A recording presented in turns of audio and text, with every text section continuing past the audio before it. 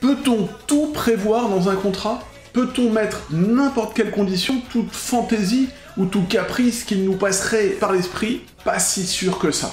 La réponse dans quelques instants. Bonjour à tous, Cédric Lamy, avocat poète. Dans cette vidéo aujourd'hui, nous allons donc répondre à la question de savoir si on peut tout prévoir dans un contrat ou tout mettre dans un contrat. Et on va y répondre de façon poétique et de façon littéraire. Alors, d'où nous vient cette réponse? Elle nous vient du droit, mais ma foi, vous savez, des fois le droit c'est un peu touffu, alors on va plutôt là prendre un épisode historique, littéraire, très croustillant, celui des mémoires de Casanova. Alors, je vous situe le décor, on est en plein XVIIIe siècle, à Venise, avec des mœurs finalement assez légers, et Giacomo Casanova, nous raconte l'histoire de ce premier ministre étranger à Venise, donc ministre d'Angleterre, le sieur Murray, qui entretient une belle liaison, qui s'est amourachée d'une danseuse, qui se prénomme, je l'ai là, Ancilla. Ancilla, danseuse et courtisane à Venise, célèbre pour sa beauté, mais la pauvre Ancilla, qui avait contracté une maladie, dont nous dit assez pudiquement Casanova, était d'ailleurs mort François Ier, roi de France, et cette maladie n'était autre que la syphilis, qui, malheureusement, à son stade ultime, défigurait, et défigure toujours, malheureusement, dans certains pays, dans certaines parties du monde, défigurait finalement les malades de la syphilis. Et donc, pourquoi est-ce qu'on s'intéresse aujourd'hui à ce cas? Parce que oui, je suis poète, je suis avocat, mais je ne suis pas encore médecin. Et donc, ceci n'est pas une vidéo médicale. Néanmoins, ce cas nous instruit parce que je vous lis ce passage des mémoires de Casanova qui est absolument délicieux. Cette fameuse courtisane, dont la beauté avait été justement célèbre, se sentant rongée par un mal intérieur, promit 100 louis à un médecin nommé Lucchesi, qui à force de mercure s'engagea à la guérir. Mais Ancilla spécifia sur le billet qu'elle lui fit qu'elle ne lui paierait cette somme qu'après que le dit Lucchesi aurait fait avec elle un sacrifice amoureux. Le docteur, ayant fait son ministère aussi bien que possible, voulut être payé sans se soumettre à la conclusion du traité. Mais Ancilla tint bon, et l'affaire fut portée devant le magistrat. C'est là que ça devient intéressant, les amis. En Angleterre, où toute convention est exécutoire, Ancilla aurait gagné son procès. Mais à Venise, elle le perdit. Le juge, dans sa sentence, déclara qu'une condition criminelle non tenue ne préjudiciait point à la validité du contrat, sentence remplie de sagesse, particulièrement dans le cas. Alors, explication de cet extrait, vous avez noté la délicatesse, la plume, encore une fois délicieuse, dont je suis totalement amoureux de ce Casanova. Qu'est-ce que nous dit cette anecdote judiciaire du XVIIIe siècle? Et ça n'a pas beaucoup changé aujourd'hui. Ça n'a pas beaucoup changé. C'est que, notamment, d'ailleurs, on pourra y revenir, sur les différences de mentalité, d'idéologie entre le système anglo-saxon, entre les mentalités anglo-saxonnes et les mentalités européennes. Alors, qu'est-ce que nous dit finalement cette anecdote? Que, donc, la belle, pour ne pas être dupe du médecin, qu'elle avait sans doute payé fort cher pour la guérir d'un mal qu'à l'époque on ne guérissait que très difficilement, elle lui avait promis finalement de le payer à condition que préalablement il ait une relation, si je comprends bien la plume de Casanova, une relation amoureuse avec elle. Et pourquoi cette précaution? Parce que, ayant son corps totalement abîmé, son visage défiguré, finalement, sa logique était que finalement, si le médecin parvint à la guérir, elle aurait retrouvé sa beauté et ses charmes, et donc serait redevenue pour le médecin un objet de désir qui lui eût permis de sacrifier à l'acte d'amour avec elle. Et donc cela n'arriva pas. Le médecin, finalement, n'alla pas jusque-là, sans doute parce que la dame était encore bien malade et bien physiquement touchée, et donc peu encline à inspirer ce que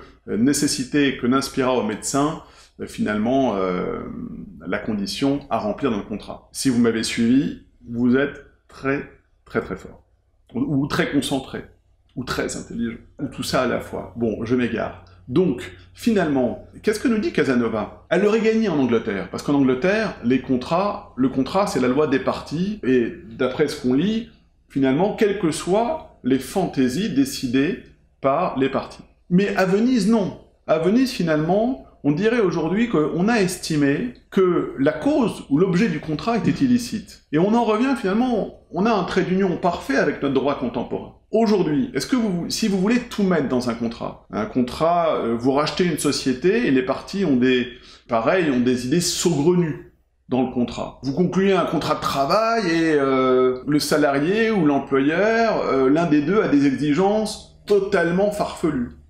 Alors, aujourd'hui, que dit le principe? Le principe, c'est effectivement, les conventions sont la loi des partis. Les contrats, c'est la loi des partis. Point numéro 1.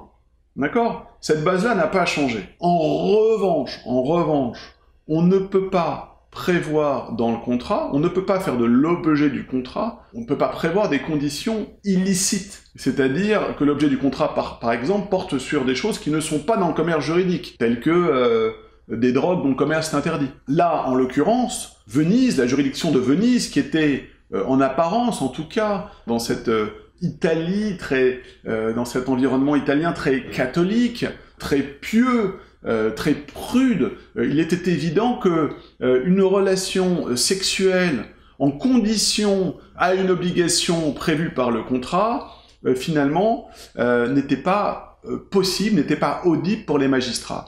Alors, ils auraient pu finalement prendre une autre décision. Ils auraient pu décider que cette clause-là emportait la nullité de tout le contrat. Sans doute auraient-ils agi ainsi s'ils avaient considéré que la condition illégale, en fait, correspondait à la cause ou à l'objet du contrat. Ils n'en ont pas décidé ainsi. Peut-être ont-ils décidé finalement que c'était une des conditions, une des obligations accessoires du contrat. Et finalement, qu'est-ce qu'ils disent? Cette clause-là est nulle, d'accord? Elle est réputée comme, on dirait aujourd'hui qu'elle est réputée comme nulle et non écrite, en revanche qu'elle n'emporte pas la nullité de l'intégralité du contrat.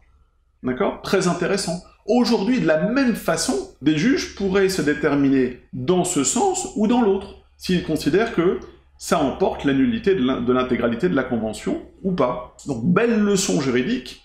Et ce qui est intéressant également, c'est que là, on fait un petit peu de droit international comparé avec Casanova, qui peut-être, cette leçon de droit international comparé peut tout à fait être finalement répliquée et servir pour nos jours, notre époque contemporaine. Aujourd'hui, de la même façon, sur une même problématique, et la question se pose pour de nombreux contrats internationaux. La Terre est plate aujourd'hui, hein, comme l'a rappelé dans un de ses livres l'ancien éditorialiste du New York Times, la Terre est plate, c'est-à-dire que les relations sont mondialisées, de plus en plus. Nous avons des contrats qui, j'ai l'exemple actuellement au cabinet d'un contrat de ce type entre l'Asie et l'Europe, c'est des contrats finalement qui mêlent des parties de nationalités différentes, qui également intéressent des pays différents, des législations différentes, et là, grande leçon de droit comparé. L'application de la règle de droit finalement, et surtout son application, ne va pas nécessairement être la même d'un bout à l'autre, d'un côté et de l'autre de l'hémisphère.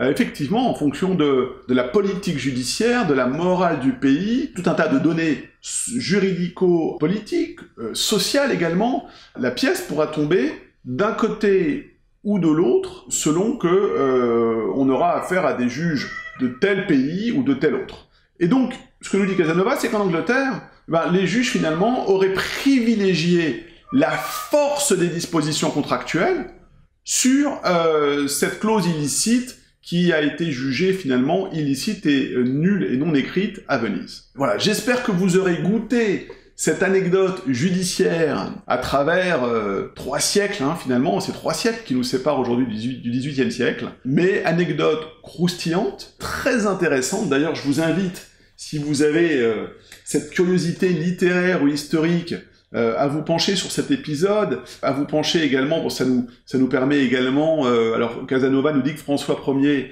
est mort de cette maladie, donc la syphilis. C'est intéressant de voyager un petit peu comme ça, à travers les mœurs d'une époque, son système de santé également, et son système également judiciaire. Voilà.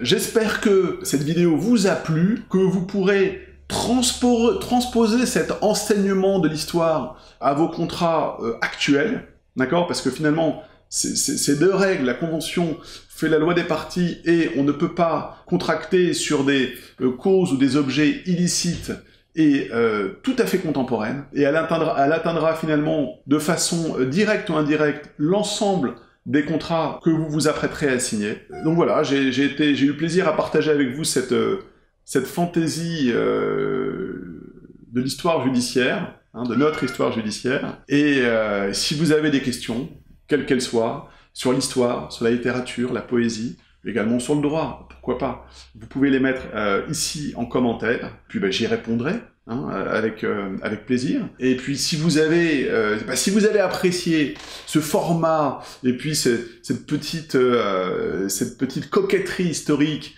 n'hésitez pas à me le faire savoir. Si vous en voulez d'autres, avec grand plaisir. Récompensez la vidéo d'un pouce si le cœur vous en dit. Et sur ces belles paroles, et puisqu'on est à Venise et qu'on parle de gondole, je vous dis bon vent.